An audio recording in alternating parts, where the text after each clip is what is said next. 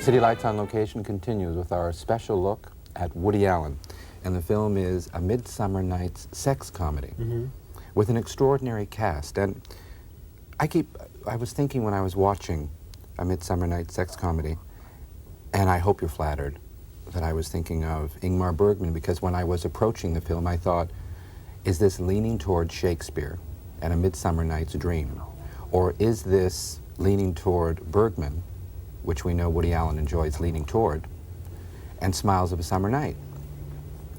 And I was thinking of that conversation you had had with Ingmar Bergman, who had said to you at one point, have you ever had a film that they rejected totally, just hated, and you walked away and you thought at that time, no, I haven't. I've always had degrees of success, but I've never had an outright failure. He had a film which was a very wonderful film called The Naked Night.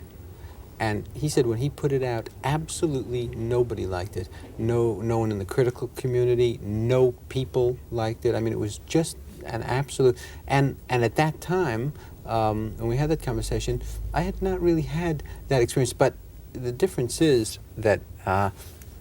one difference is that this is a much huger country.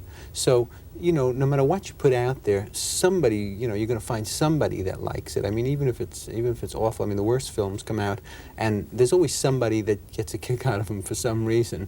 But in Sweden, it's a different story. It's a very, very small community. Not many film critics there. Not, you know, a small population. And it would be much easier to have a film that, were not well received, could have the feeling of a unanimous kind of disaster. Woody, what city did you meet Ingmar Bergman in? Who brought you together? He called me when he was in New York. It was just before he made...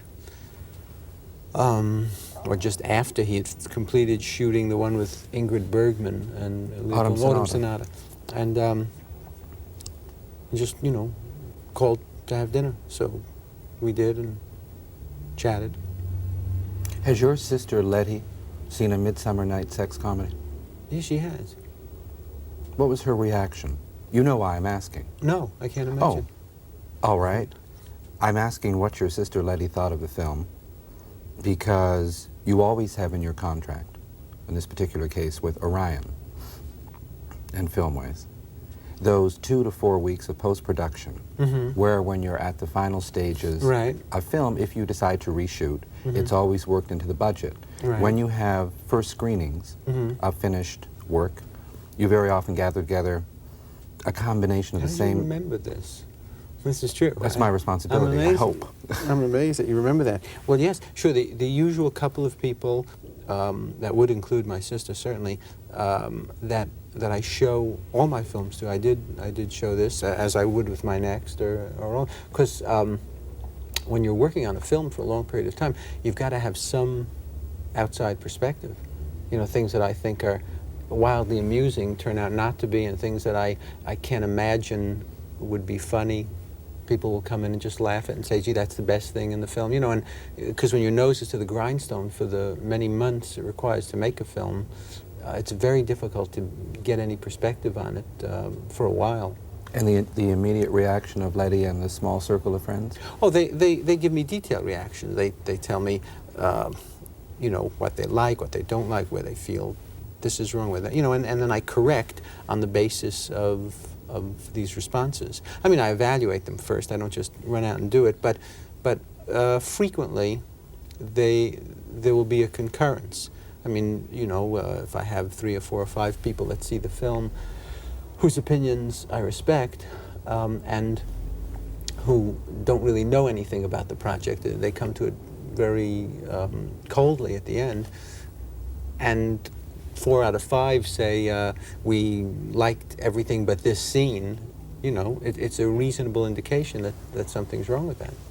Because you've spoken so much in the past about your education technically with cinema, the camera and what you're doing on the screen, and A Midsummer Night's Sex Comedy is the most beautiful looking film you have ever made. Oh, thank you. Of course, you had, once again, Gordon Willis. Right, sure. I think he's the best cameraman in the world. I really mean that. I mean, I don't say that out of just hyperbole. I think that he's, you know, just absolutely, you know, matchless. Some of the images in A Midsummer Night's Sex Comedy are so astonishingly beautiful that there is an intellectual interruption. Mm-hmm. I hope, while you appreciate people in those extraordinary costumes walking through situations, suddenly there's one moment with you and Mia Farrow that is so idyllic looking that it almost seems like a Renaissance painting. I know what you're probably thinking of when we kiss finally. When you kiss, and also when you're walking near the brook. Right, that's when we kiss. Yes. Ultimately, yeah, it's real pretty. You know, it's just that particular story has got to be told that way. I mean, the one of the points of the picture was to try and create an absolutely idealized sense of a summer weekend and a summer evening. Now, I myself don't have these feelings. I like the city, I don't like the country, I don't like the summer, I don't like the weather, I don't like that atmosphere at all, you know, and as you can see, I spend the July 4th weekend in town and don't go away. But this particular story is dependent upon creating an extremely affectionate and wonderful ambiance and interaction between the country and the animals and nature and the moon and the trees, and it's all very, very, you know, in order to try and get what one hopes will be some kind of magical evening sense out of it, this is required. And so I set it in that period, and we shot day for night rather than night for night. So instead of getting a true black evening, you know, nighttime in the country, we're really shooting in daytime, but you get a very, very sort of silvery glow, and it's all calculated to try and make that material work in that way.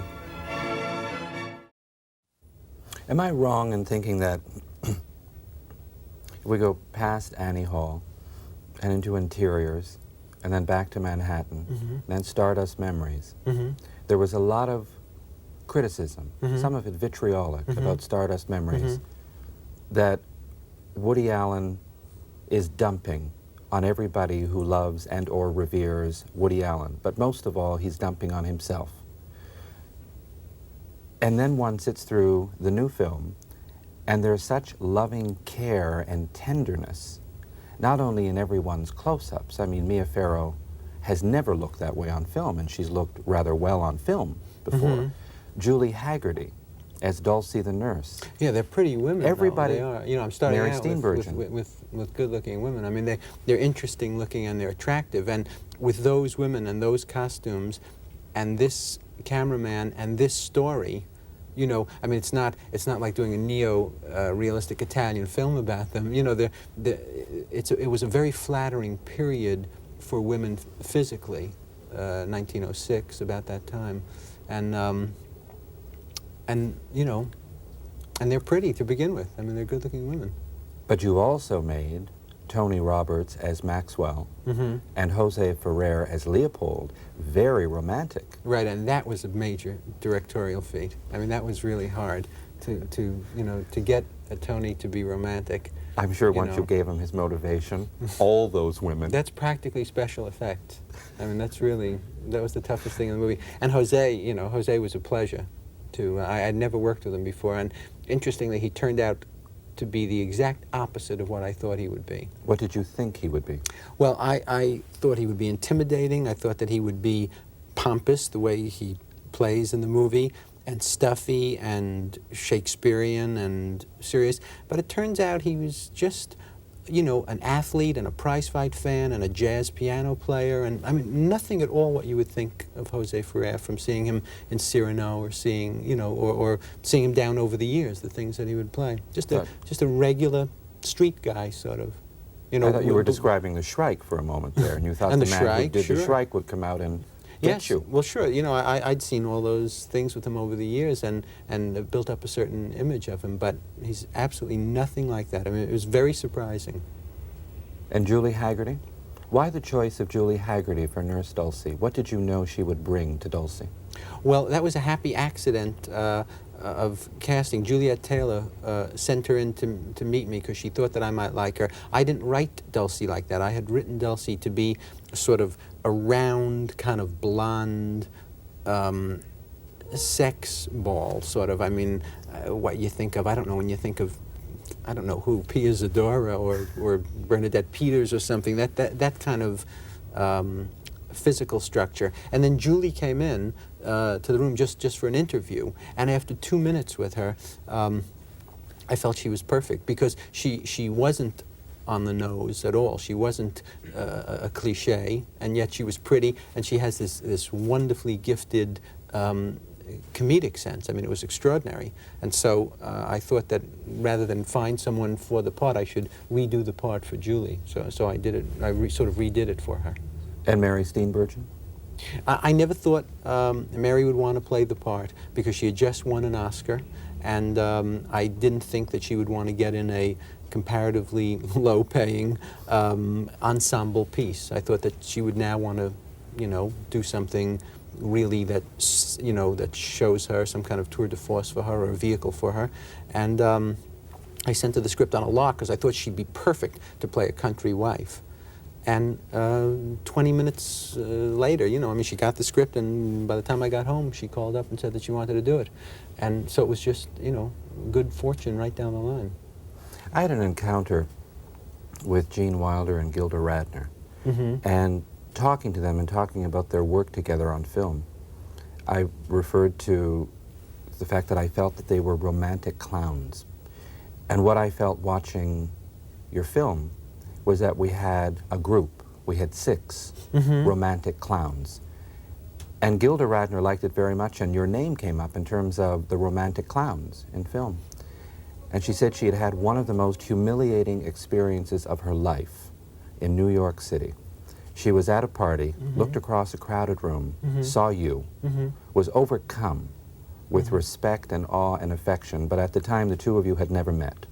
So she went over to you, and thinking that it might endear herself to you, she pushed you. I pushed him at the party. He was going too slow to the to get Too a slow drink. for what? Oh, for a drink. He was walking real slow, and I thought it'd be. You thought he would laugh, though. I thought he would laugh that I would have that kind of guts, you know. So I just shoved him, you know. I just pushed him. Now, that's funny, but he didn't laugh at all. Have you He met went, since? Yeah. Oh yeah. And does he remember the shove? I don't think he remembers the shove. I don't remember it. I've since this thing apparently have met Gilda 15 times, and everything is absolutely fine. I don't remember it, but that would be my reaction, actually, if I was someplace and a strange person came over and pushed me. You know, I would be taken aback. But I don't remember it as one of those outstanding black moments in my life where.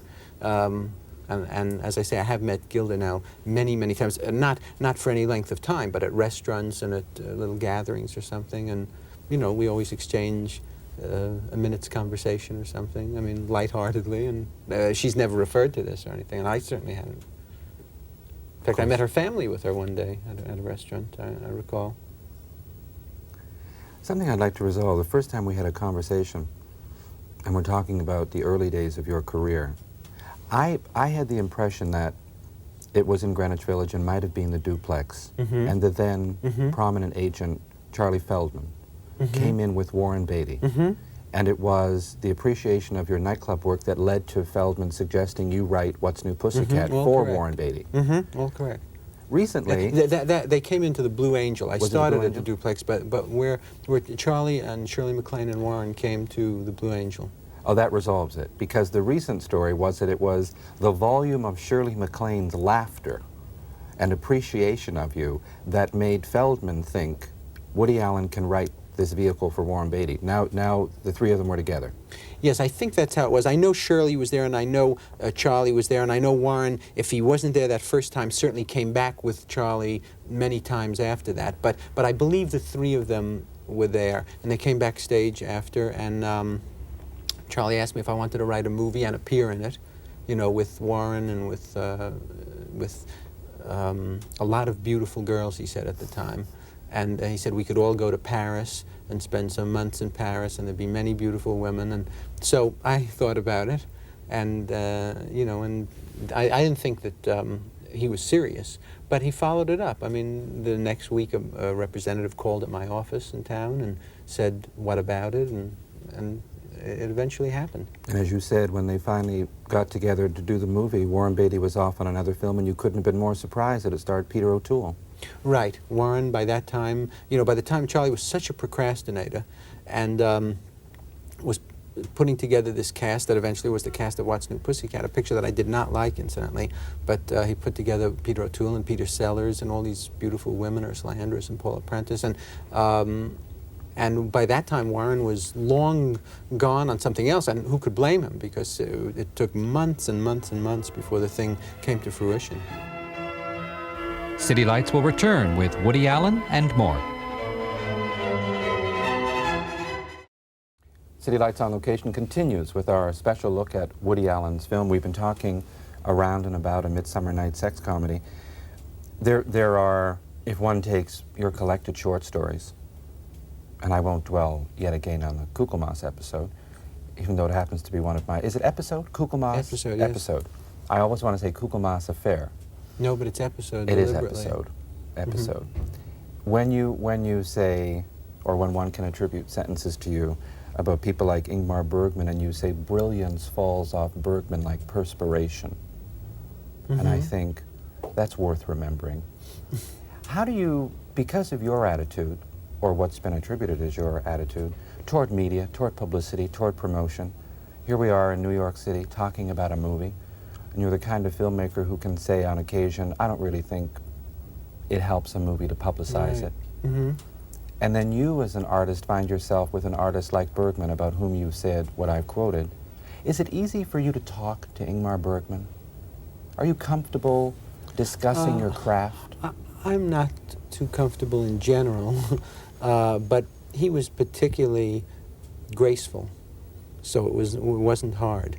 You know, he made it easy. I'm not just saying that to be, you know, flattering toward him, because I was, you know, not totally looking forward to it exactly. I had been to Stockholm before, and some people had wanted to arrange it then, and I had not wanted to do it at that point, because I thought it would be a gratuitous exchange of, I like your work, yes, I like your work, and, you know, and that kind of meaningless encounter, and knowing myself, and but he was so, you know, easygoing and conversational, and not at all like a sort of brooding, you know, intimidating cult figure or anything. He was just, you know, a regular sort of common sense filmmaker with the same ridiculous problems that we all go through, and, you know, we had many similar experiences and laughs together about the same silly, I mean, almost trivial to the outsider problems that we have. When you hear the news about the death of someone like Romy Schneider, we were talking about the beautiful women who happened to be in What's New Pussycat, and people write stories, and colleagues of hers like Brigitte Bardot talk about the desperation and the loneliness of being Romy Schneider and the degree of heartbreak. And someone wrote in one of the French newspapers that there was a feeling in France that Romy Schneider had died of a broken heart. Did someone that you both knew telephone you, or did you pick up the New York Times and read about it? Did you know? I didn't know her well. I knew her, of course, because we'd worked in What's New Pussycat together. But no, that I found, you know, over breakfast, I just saw it in the New York Times, and I was incredibly surprised. I mean, she's, you know, I mean, just would not have expected it at all. She was, you know, there was nothing to suggest that she would, you know, die prematurely from drugs, or that she had had any particular illness that we in the business knew that she was fighting with. You know, it was nothing like it. It was just suddenly out of left field. So it was a big, very big surprise. When Lee Guthrie and Drake Publishers came out with the unauthorized biography of Woody Allen, and there were suggestions that people representing you, Rollins and Joffe, might sue, and that it was a paced-up job and not a particularly good book, it fell by the wayside. But when Diane Jacobs, who has written a new book called But We Need the Eggs, The Magic of Woody Allen, has the extended interview she has with you, and one gets to read in depth. Are you comfortable? I'm just curious about how a man feels when he can go into a bookstore or have a friend go into a bookstore or get sent an advance copy of a book that's about his life and his work. I'm not crazy about it. What do you do? See, I can't stop it in any case, really. I can't, you know, the reason that we were able to sue on the other book was because a lot of it had been taken directly from a previous book that Eric Lax had written, and so on those grounds we could prove a case. But, and there was also a lot of my material just taken and put in. So that we'd never consider a serious book, but there have been a lot of books written about me, or a certain amount, and they're all unauthorized, including Diane Jacobs' book. But because Diane Jacobs, you know, is a serious writer and intelligent woman, and you know, when the book is about to come out, my choice is always either to ignore the book or to try and go over it and correct the mistakes, you know. So she called and asked if she could speak to me for a while because there are certain points she wanted to clean up, and I felt that that was the, you know, the lesser of the evil sort of. My own feeling is I'd rather no books about me were written, but there's not much I can do, and if the person is an honorable person like Diane Jacobs, you know, I guess it's better to, at least I judged it was better to, you know, to meet with her and try and point out to her where she had made some factual errors and what my real feelings about certain things were. Well, having read Diane Jacobs' book, I think it's a good book. Yeah, she's a good writer. You and your work. She's a good writer, and I felt, you know, I mean, I didn't feel, you know, I didn't feel too bad about it. But if you ask me up front, I mean, it was a nice book and a flattering book and all of that. But if you ask me up front, would I prefer to have no books written about me? Yes, I would prefer that nothing. You know, that would be even better. But I think if you were allowed to have your own way, we might not get anything from you.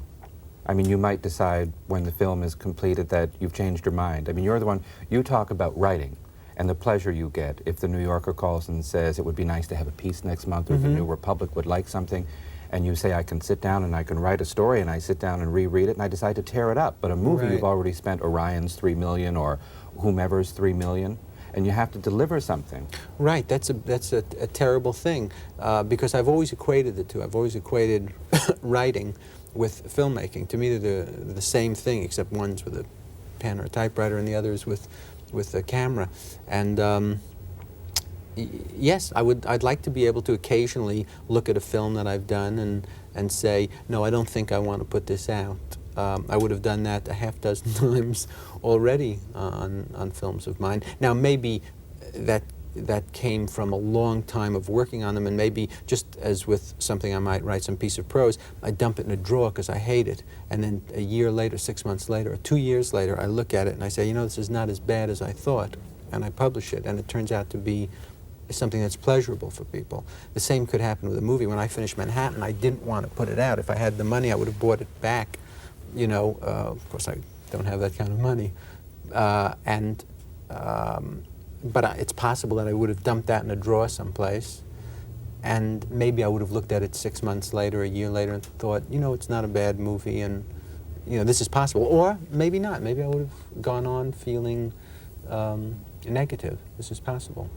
Woody, when you say that about a film like Manhattan, do you know post facto, since we all did get to see the film, and there are a few million of us who enjoyed it very much, what it was that prompted you at the time to feel, I would prefer not to release this to the movie-going public? Well, it's I think one of two things, or a combination. One is that that what I set out to do in every case never comes off. You know, from what I, you know, now again, you don't know what I set out to do, so if it comes off 50%, it may be sufficient for an evening's entertainment. But what I try and make so rarely finds its way to the screen. That's one thing. And the other thing is, from having your nose buried in the film for months and months, or a good year or more, you sort of hate it. It's like the cook working in the kitchen. So maybe the combination of both those things make me feel always generally negative about films of mine before they come out. I've been working on them so long. Now, I haven't felt as bad about A Midsummer Night's Sex Comedy, and I think one of the reasons has been because I've been working on 2 films simultaneously. And so the alternation has given me a lot of breathing room from the Midsummer Night's film. I'm working on one film in black and white, and this one, which is a color film. And, I work on another for a couple of weeks, and then Midsummer Nights for another few weeks, and back and forth. And that's helped keep a certain freshness for myself. City Lights will return with Woody Allen and more. City Lights on Location continues with our special look at Woody Allen. We are in the middle of a situation where the Disney organization is telling us that the course of motion picture making through Tron and electronic devices, where there seems to be a new god by the name of Atari, and motion pictures have taken on a technical wizardry that is unknown. People who went to Radio City Music Hall and saw Abel Ganz's Napoleon said, look, nothing's changed. Look what he was doing. Look what he did. Now there's a feeling that everything is happening through computers and that Tron will change movie making. In the middle of this, we get this romantic, magical presentation from you of romance and love and humor. And there's a feeling that, at least for me, watching A Midsummer Night's Sex Comedy, that Tron may be being put out with a computer, but you're getting more old-fashioned and more romantic, unless the film you're working on right now is advanced. No, it isn't. I'm just wondering, there's a point here in terms of electronics and computers. Right. There are certain people that are attracted to that. I mean, the legend has it that those young filmmakers who grew up in an age of television have been attracted to these technological advances. It's not something that interests me personally. I mean, I think it's wonderful if I go and see 2001, I'm spellbound by it. I mean, I just adore it. But I also adore 2 women at the beach in persona, just with one of them talking and one of them never speaking for the whole film. I just sit fascinated by that. And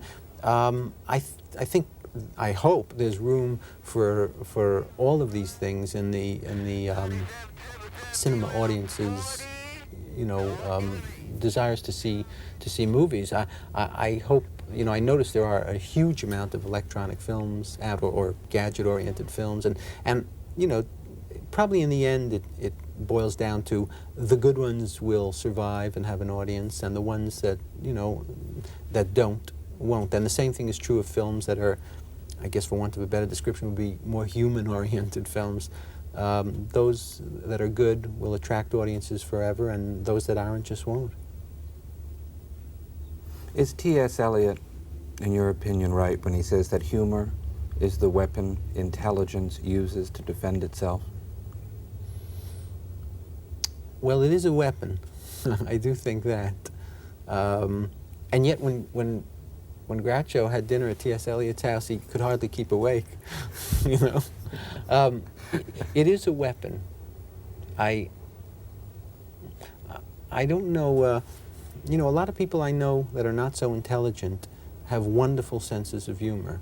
I don't think the two always go hand in hand. So I don't know. I hate to argue with T.S. Eliot because, I'm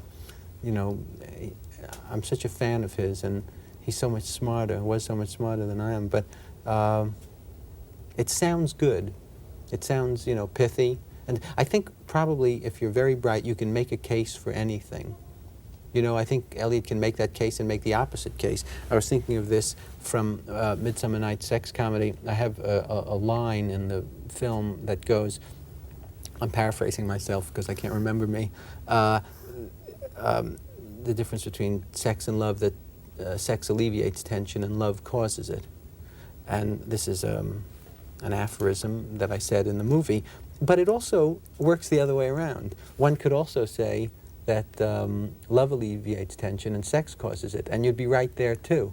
Now my point here is that you can make a case for anything that sounds good or witty, a case can be made, and the opposite case can be made as well. All right. Since you may do for Mendelssohn what Elvira Madigan did for Mozart, and people who haven't been Mendelssohn aficionados will be after A Midsummer Night's Sex Comedy, why is there no credit for Schubert after Jose Ferrer's Leopold gives us the leader? I don't know, because I think we only were supposed to credit the record albums that we used in the picture. You know, it was funny too that I wrote a character that sang Schubert Lieder, and Jose just knew them and could do them, just like that. I mean, it was, you know, it was not a question of calling him up and saying, well, you're going to have to learn these songs of Schubert's. He just knew them.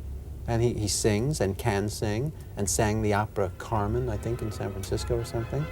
And, you know, it was just another piece of good luck. City Lights will return with Woody Allen and more.